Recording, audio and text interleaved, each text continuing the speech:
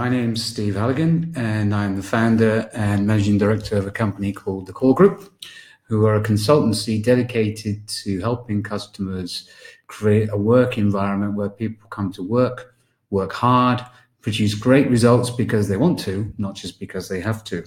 And very shortly, we're going to be launching a new website called the Employee Engagement Oracle, which is going to be packed full of ideas, tips, tools, and techniques to help you achieve that very goal.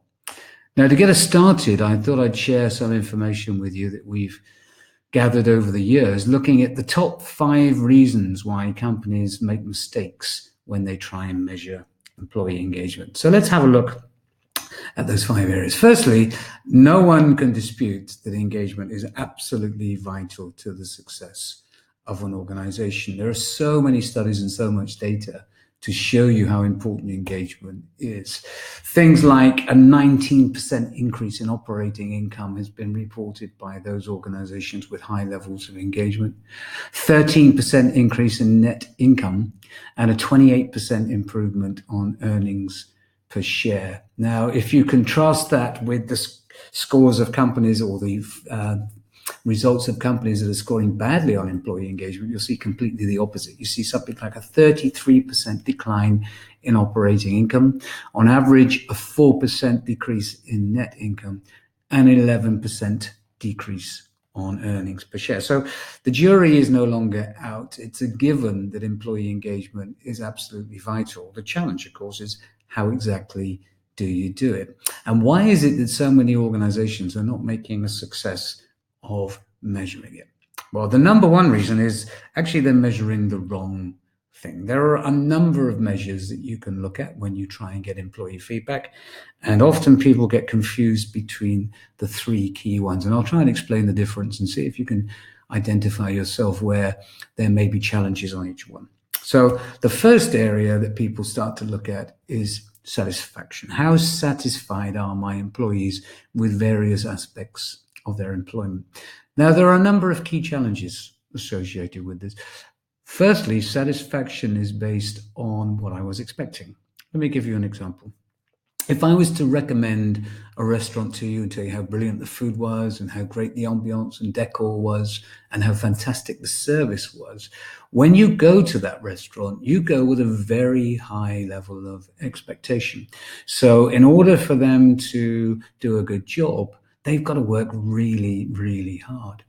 But if you just stumble across a place by chance and it doesn't really look that much from the outside, and therefore you're not expecting a great deal from them, they don't have to work anywhere near as hard to produce not just the same, but maybe even better levels of satisfaction. So satisfaction is very much dependent on what I was expecting, and my expectations can change over time. The latest fad seems to be to talk about measuring happiness. Now, happiness is a state of mind, it's a mood, and all moods and emotions are designed to be temporary. And there's a very good reason for that. If mood states were permanent, if we were to fall into a bad one, say like depression, then we'd never be able to get out of it. So it's not practical to try and think of being in a particular mood state all of the time. In fact, if you think about what makes people happy, although there are a wide variety of things that make people happy, human nature is such that we do everything in life to experience pleasure and everything we do to avoid pain. So the definition of happiness is when things that you want to happen, happen, and the things that you don't want to happen, don't happen. The converse of that is unhappiness, when the things that you want to happen don't happen, and the things that you don't want to happen do happen. Now, if you think about the workplace, how likely is it that you're always going to get things that you want to happen happening? In fact, I would suggest it's almost impossible. So happiness, whilst it's a noble objective to try and measure, is absolutely impossible to achieve on a consistent basis in the workplace. And the third area is engagement. Now, this is slightly different. Engagement is where I show some kind of commitment or passion for the job. I feel good about the environment I'm in, the work I'm doing, and I feel that my work is making a difference to what's going on. Only one of these 3 is useful, and hopefully you can see that it's the engagement one. Satisfaction and happiness, whilst also being impossible to achieve, there has been no statistical correlation to show any evidence that a happy or satisfied employee is likely to do any better work, work harder, and remain loyal to the organization. This is not true with engagement. There's a lot of evidence to show that people who are engaged are likely to work harder, put in extra effort, and produce better results. So that's the number one reason that organizations make a bit of a mess of measuring engagement. They're not actually sure what they're measuring. And some of the systems that are out there have been designed a long time ago when people didn't really understand what constitutes engagement, and so are measuring satisfaction and happiness. The second biggest challenge that most people find is they see it as an either or. They see it as my employees are either engaged or they're disengaged. Well, I'm not sure that's really possible, and the latest research suggests that this is also true. For example, if you wanted to disengage from a friend or a family member, you could probably do that. You could stop responding to their communications, stop taking their calls or WhatsApps, not attend functions or events where they're likely to be. But what happens when you try and disengage from your boss? Let's say that you're my manager and you ask me to do something and I ignore you. How long is it going to be before there's some serious repercussion based on that? So in our world, people are not either engaged or disengaged. Everyone who turns up for work is engaged, but there are different levels of engagement. At the lowest level, we have what we call transactional engagement.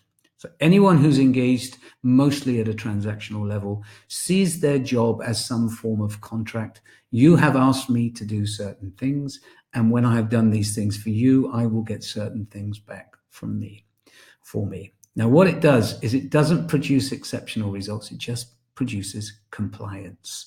Employees who are transactionally engaged do what they're meant to do, nothing more, nothing less. A much stronger form of engagement is the emotional form, where I believe passionately in what I do. I believe in the organization, its products and services, and I can see where my work is making a difference. So therefore, I am committed to giving my best efforts. So if you're going to drive engagement with the organization, you need to understand it's not just engaged or disengaged. Everyone's engaged, but we have to look at the type of engagement. The third biggest challenge that people underestimate when they look at measuring engagement is they forget just how scared people are of giving their open and honest feedback. People fear that there will be repercussions if I give bad feedback, particularly if I give bad feedback about my manager, because this is a person that I have to deal with on a day-to-day basis. So there's a tendency for people not to be completely honest in their feedback, particularly if the survey is run in-house. If people feel that their individual responses can be identified and people can see who has said what, they will tend not to give you their honest response. And this isn't just in countries where there isn't a lot of labor law. In places like the States and Europe, you hear people saying things like this. When it comes to survey time, they say, hey, remember, score 5 to survive. If you want to get on in your job, you need to give people good feedback. The fourth most challenging aspect is not giving people the feedback. When people don't receive feedback from the survey, they automatically assume that the results were bad. So it's really important to make sure that you give feedback and that it doesn't take too long to feed information back, because if people take a long time to feed back the survey findings, then people tend to feel that the data has been doctored or edited in some way just to reflect the good points and not the poor ones. So it's really important, and it must be quick and shared at all levels. Now, that doesn't mean to say you share all the details all the way through the organization. Not everyone needs to see everything, but even people at the lowest level in the organization need to see a summary of what the key findings were, and most importantly of all, some kind of action plan, what's going to happen as a result of this, which leads on to the last key challenge that people face, is that people feel that nothing has changed as a result of the survey. So this sometimes is genuine. Maybe nothing really has happened. Sometimes things have happened, but people haven't noticed them yet, or they haven't been communicated. Let me give you a simple example. If people were unhappy with the performance review process and thought it could be improved, That's going to take a long time to change. It may take 6 months to redesign the performance review, and then at least another 8 or 9 months for people to have gone through one cycle of the performance review process to see that it has changed. So if you survey again too soon afterwards, people will just come back and say, well, hang on a minute, we told you about this and nothing seems to have happened. So it's really important that you feed back information and the changes that have been made. And what we need to do is look at some quick wins first of all. So are there some things that don't take a lot of time, energy, effort, and money that can be changed quickly to show people that you've listened to their concerns and you're trying to act upon them? And then what can we do for the longer term solutions?